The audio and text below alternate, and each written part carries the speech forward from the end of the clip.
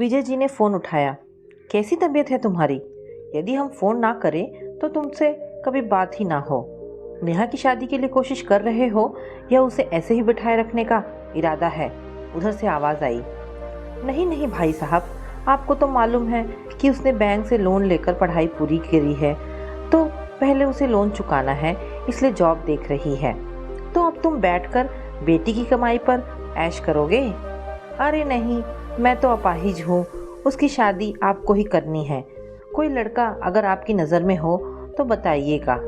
ठीक है, विजय जी पत्नी अनुराधा से बोले। भाई साहब को हम लोगों की कितनी फिक्र रहती है। तभी चहकती हुई नेहा माँ से लिपट कर बोली, माँ मेरा कैंपस सिलेक्शन हो गया है। अरे वाह, शाबाश। वे बेटी का माथा चूमते हुए बोली, तुम्हारी नौकरी किस कंपनी में लगी है? जी TCS। कह उसने पापा के चरण स्पर्श किए। पापा की आंखें आंसुओं से भर उठी। बोले, खूब तरक्की करो मेरी बेटी। कब और कहाँ ज्वाइन करना है? पापा, ज्वाइनिंग लेटर आने के बाद ही पता लगेगा। वैसे मैंने मुंबई के लिए लिखा था। ठीक है, तुम्हारा रहने का प्रबंध ताऊ जी के यहाँ हो जाएगा। पापा, मैं अपने रहने के विषय में अभी फैसला नहीं कर सकती। तुम्हारा दिमाग खराब है क्या? नेहा का ज्वाइनिंग लेटर आ गया था। मुंबई ऑफिस में ज्वाइन करना था। मुंबई का नाम सुनते ही पापा खुश उठे।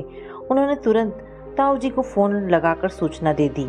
भाई साहब, नेहा की नौकरी मुंबई में लग गई है। 1 तारीख से ज्वाइनिंग करना है। यह तो बड़ी खुशी की बात है। अभी कुछ दिन आपके पास रहेगी, फिर अपने लिए रूम देख लेगी। क्यों, क्या वह मेरी बेटी नहीं है? माया और छाया का कमरा खाली ही तो पड़ा है, हम लोगों का भी मन लग जाएगा। अनुराधा जी धीरे से बोली, उनके घर पर रहना ठीक नहीं रहेगा, क्योंकि कंपनी के चक्कर में घर के कामों में वो हाथ नहीं बटा पाएगी, तो भाभी जी को अच्छा नहीं लगेगा। तुम्हारे दिमाग में तो बस उटपटांग बातें ही घूमती रहती हैं। मेरे भाई साहब तो हमेशा तुम्हारी आंखों की किरकिरी रहे हैं। जवान लड़की यहाँ वहाँ रहेगी वो तुम्हारे लिए सही है, पर भाई साहब के घर ठीक नहीं है। तुम्हें तो कभी यह अच्छा ही नहीं लगता कि हम दोनों भाई आपस में प्यार से रहें। नेहा ने स्थिति को संभालते हुए कहा, बस पापा आप शांत हो जाइए, मैं ताऊ जी के घर ही रहूंगी। अनुराधा मन ही मन सोचने लगी कि यदि उनके पास पैसा होता तो उसके लिए कोई अच्छा सा लड़का ढूंढकर उसे डोली में बिठाकर विदा कर देती, परंतु मजबूरी जो ना करवाए वह थोड़ा ही है। वे सोचने लगी कि बैंक से लोन उठा कर किसी तरह बेटी को MBA की पढ़ाई करवाई है, इसलिए शादी से पहले नौकरी करके लोन चुकाना जरूरी है। दूसरी बात, आजकल सभी लोग बताते हैं कि जॉब करने वाली लड़कियों को अच्छे लड़के जल्दी मिलते हैं, क्योंकि महंगाई के ज़माने में एक की कमाई के सारे शौक पूरे नहीं हो सकते, इसलिए अपने सपनों को सच करने के लिए दोनों का कमाऊ होना ज़रूरी हो गया है। आजकल विवाह में भी खर्च भी अधिक होने लगा है। उस दिन घर घर झाड़ू पोछा करने वाली मालती भी अपनी बेटी की शादी में 5 लाख खर्च हो जाने की बात कह रही थी। वह 5 लाख खर्च कर सकती है तो वे तो सरकारी स्कूल में शिक्षक हैं, उनके पास तो कुछ भी नहीं है। जो कुछ कमाया वह पति की बीमारी और बेटी की शिक्षा पर खर्च करती रही हैं। उन्होंने तो यह कसम भी ले रखी थी कि बेटी की शादी में दहेज नहीं देंगी और बेटी की शादी में लेंगी नहीं। तभी नेहा की आवाज़ से उनकी तंद्रा भंग हुई।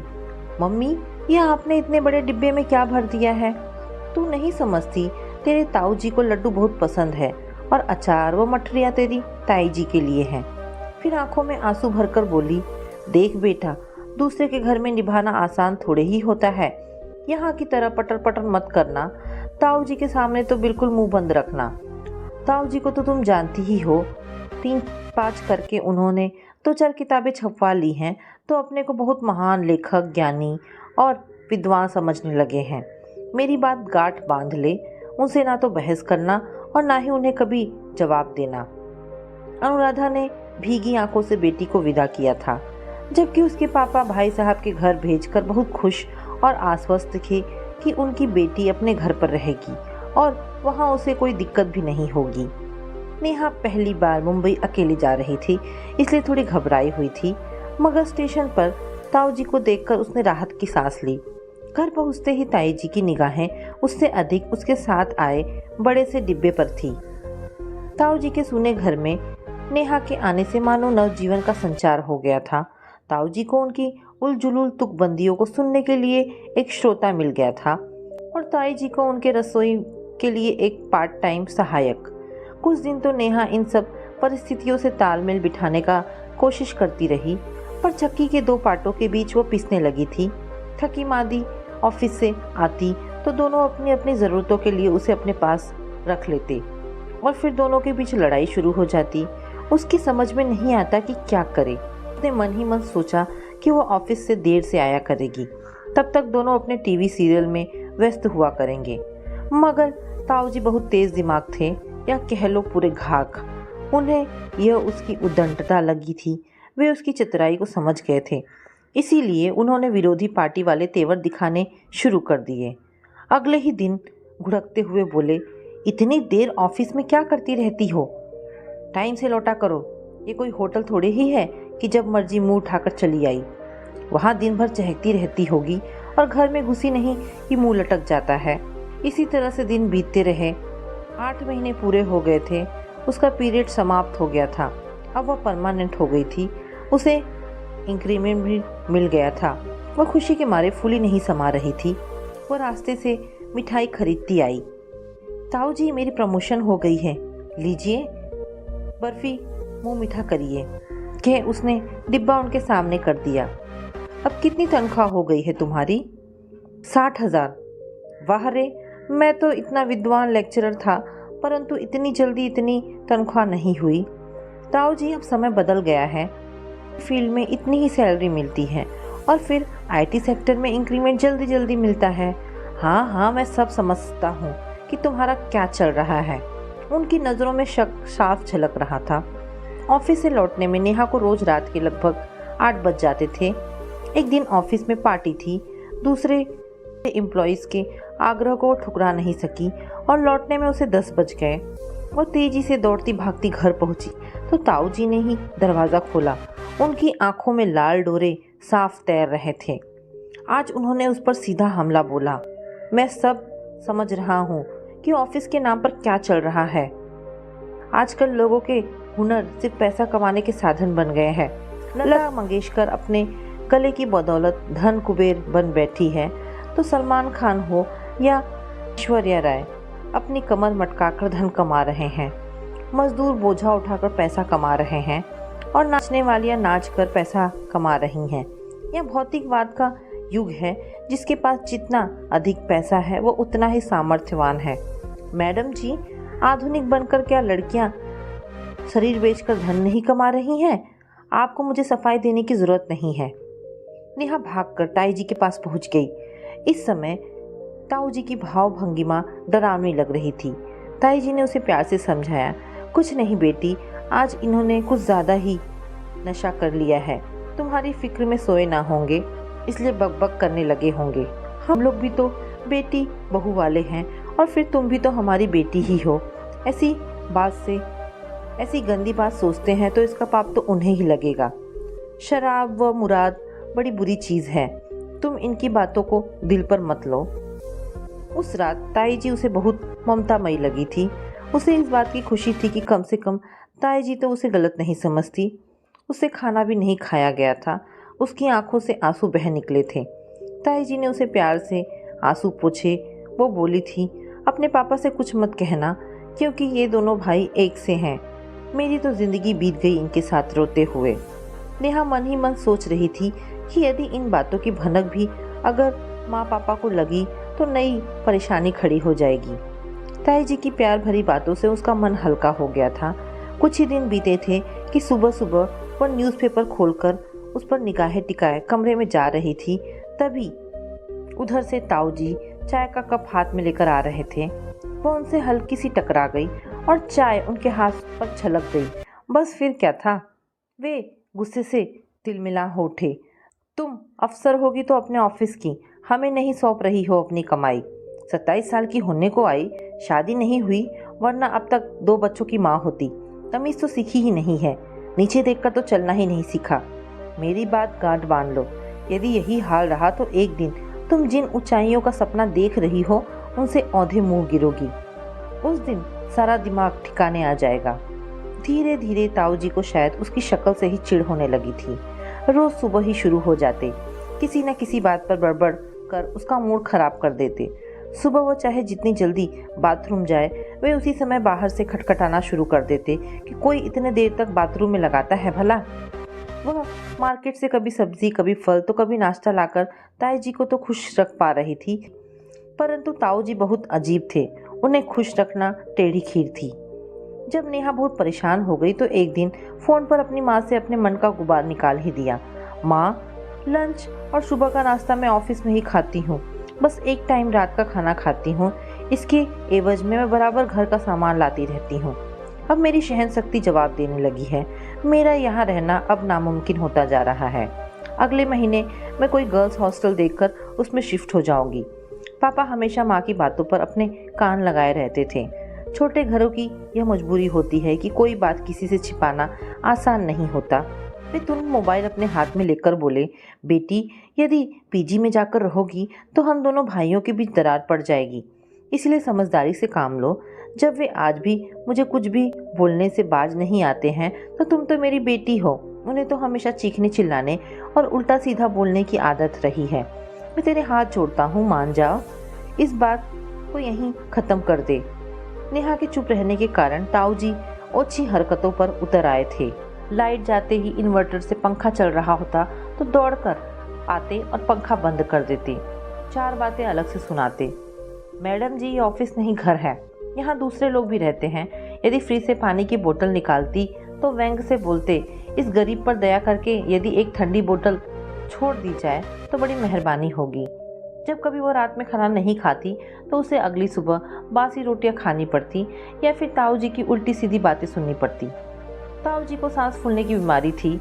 सर्दियों का मौसम आ गया था। उन्हें ठंड बहुत लगती थी, इसलिए वे हफ्तों नहीं नहाते थे। शरीर में तेल मालिश के बड़े शौकीन थे।